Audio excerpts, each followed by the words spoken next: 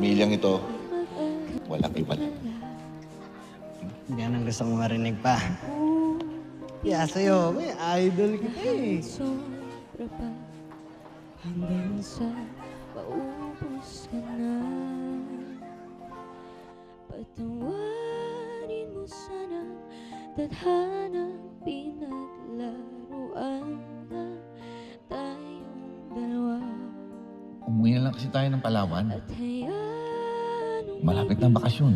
ang puso Pwede natin i-advance yung magiging offer ni Sir Rendon. Hindi lang to para sa akin, para rin to sa mga taga-Riles! Asawa mo rin ako, di ba? Ngayon ako naman makikiusap. Ako naman ang piliin mo! Kami ng anak mo!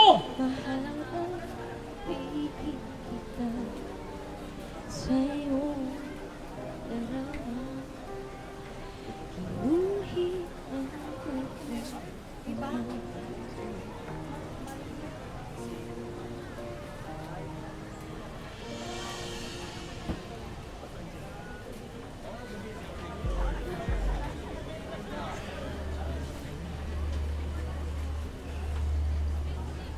Ang sabi ni Mr. Victor, hinintay niya ang driver niya sa office niya. Pero hindi ito dumating. Hindi rin ito nagpaalam na gagamit niya sa sakyan niya.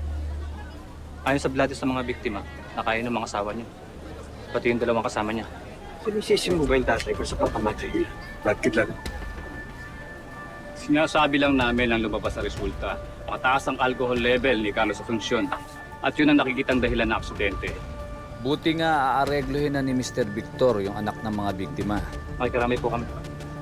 Tuloy na ho kami.